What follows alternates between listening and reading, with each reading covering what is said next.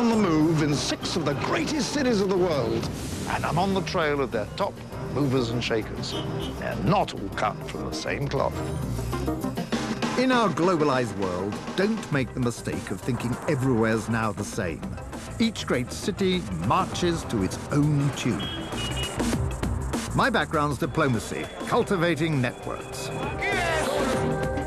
As an ambassador, my job's to get to know some of the most powerful people in the world and find out what really makes them tick. Crime, glamour, power, and influence. It'll all be there. In these 6 cities, I'll grapple with the dark, Machiavellian heart of politics. I'll witness up close the lives of the immensely rich. And I'll get into the minds of those who really rule the roost. This is a journey to uncover the networks of power.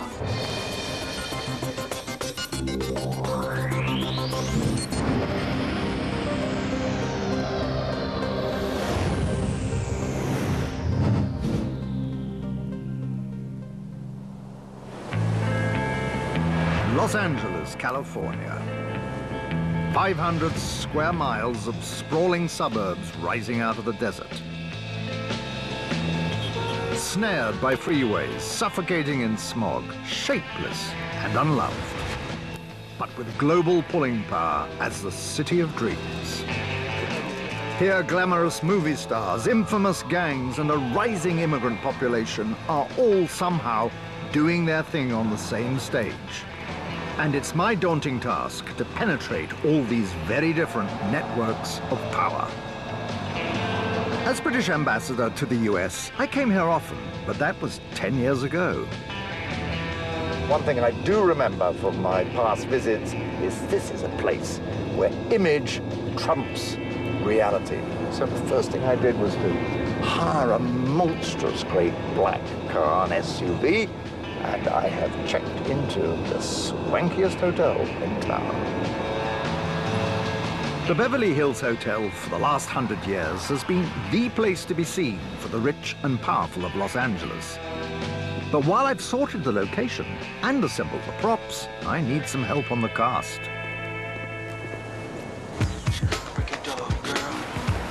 It's a basic rule of diplomacy that you don't ride into town and seek out the big guns until you've got some insider's tips. LA is a culture obsessed with appearance, youth, beauty, and ever-changing fashion, and I'm already lost. Especially here at Venice Beach, where I've come to find a fellow Brit to get my bearings. Caroline Headley is a journo who has made her name watching life in the city for the last 5 years. You must be Caroline. So, Christopher. How are you? At Call me last. Christopher. How are you? Let's break it off, girl. I've just arrived in the city. I'm on the outside looking in. What is the secret of your success? Well, you're wonderfully sycophantic, so you've got a head start already in this town. Terrific. Do you think of yourself as an Angelino? No. Does anybody think of themselves as Angelinos as opposed to some other bit of You this? don't find many native Angelinos. It's a transient town. People come here for a good time, not a long time. So there's no kind of... There's no community. Sort of- No. People don't talk about unemployment and the awful state of the roads and the health system. People don't want to know about that here. They just want to think, well, okay, well, I haven't got any money, but tomorrow's another day and maybe some opportunity will arise and the sun is shining. Do you ever feel that this is eat, drink, and be merry as the fires of revolution are licking at the doors? Absolutely, and everyone's out for themselves. I've got the whole of Los Angeles to explore. And it's not just a Paris Hilton world of lapdogs, Beverly Hills shopping, and supercars. But this week is Oscars week, and the whole world is in Hollywood's grip. Trouble is, the event is so carefully stage managed, I stand no chance of getting anywhere near the action.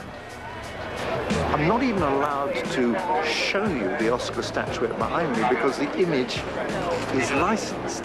Now, if I can't get a statue to go on camera with me, I've got my work cut out for the rest of the week. Hundreds of millions of people all over the world watch the Oscars. No one here is going to risk compromising the global fantasy or their commercial interests by letting me have the run of this place. This is the nearest I'm likely to get to a red carpet in Hollywood. But to be honest with you, it's not where I'm going to find the real power players in this town.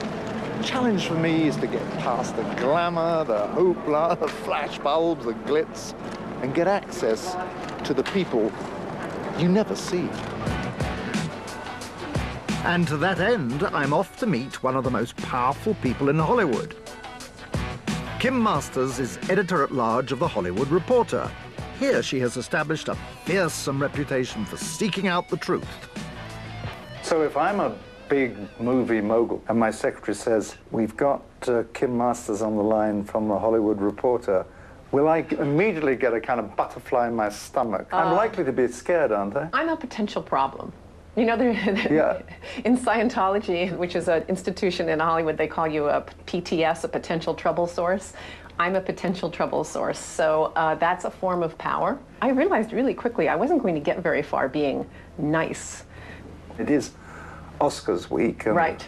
We have this great ceremony which transfixes the world. I mean, how important are these stars who win these awards? Certainly not as important as they used to be. I mean, when I started covering The Beat, there was a list of A-list stars. Yeah. They could open a movie.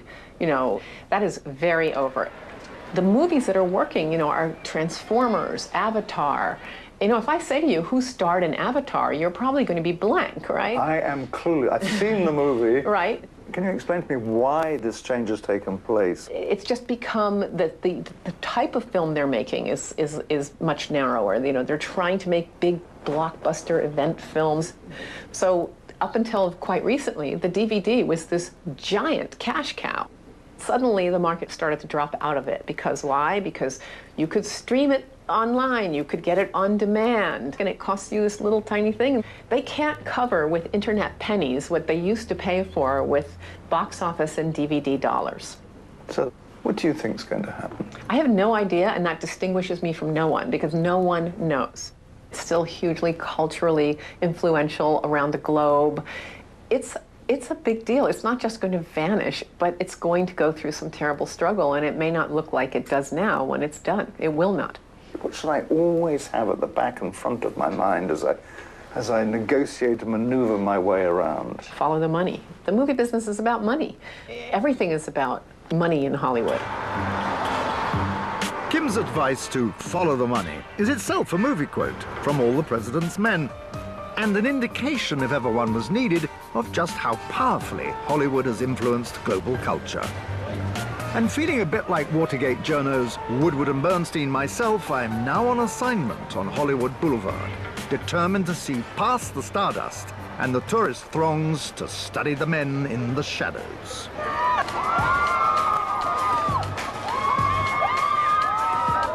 No, she's blowing kisses at you. Explain to you how surreal this moment is. Watching Jennifer Aniston receive her honor, you'd never guess that Los Angeles' most famous export is in crisis, or that its stars are losing their power. But in Hollywood, it's all about keeping up the fantasy. While the crowds gaze adoringly at their friend's $1 million smile, they are all overlooking where the power lies. This gray-haired man, happily fading into the crowd, is the real puppet master, head of Universal Studios. Ron Meyer is the longest-serving studio boss in Hollywood history, and a man I'm determined to meet. But first, it's time I ventured into real Los Angeles. And it ain't about the stars.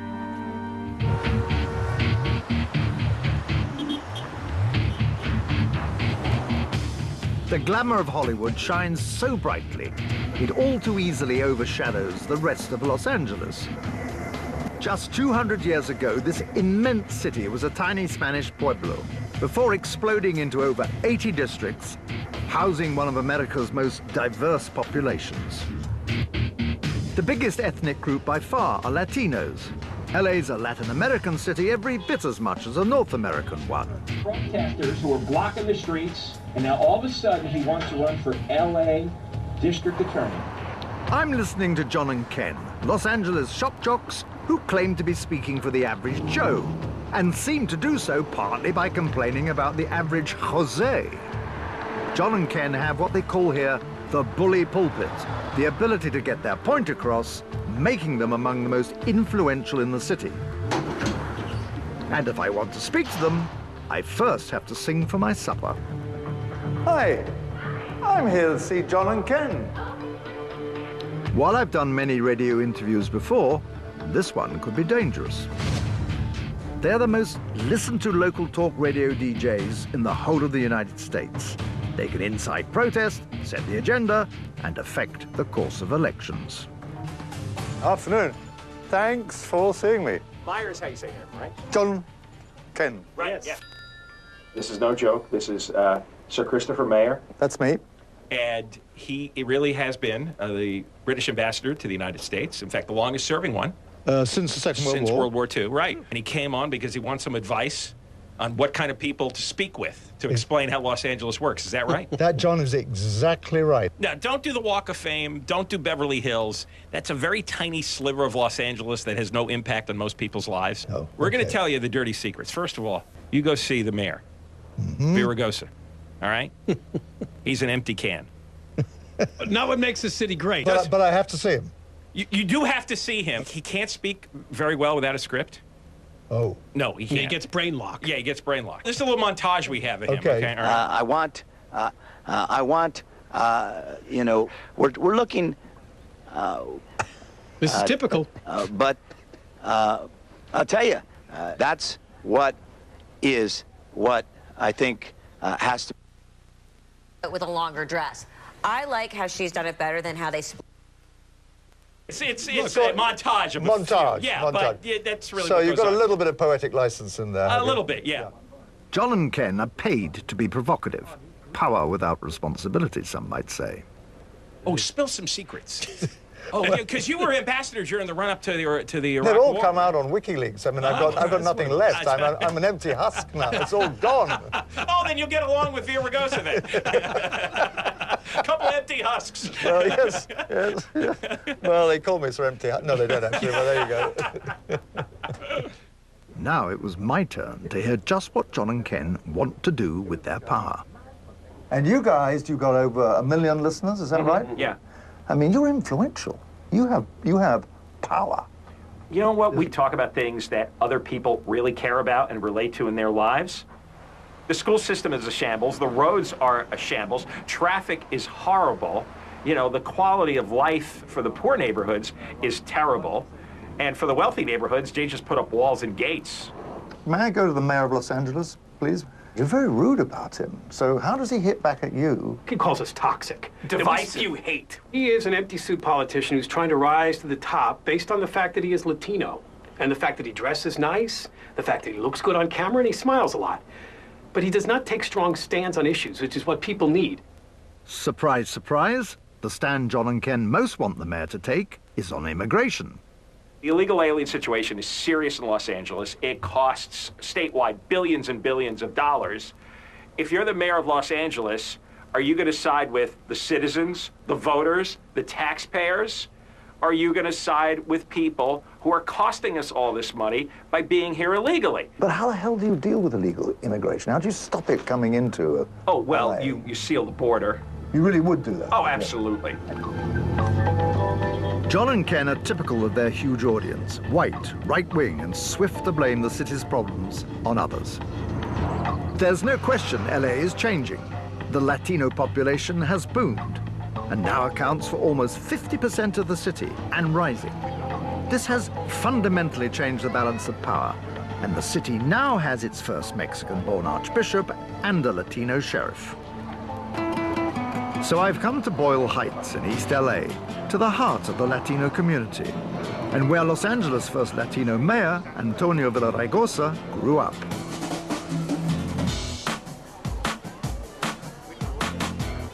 Mariachi Plaza, just 3 miles from Hollywood, and I found myself in another world. A link back to that original 18th century settlement dedicated to Nuestra Señora la Reina de los Ángeles.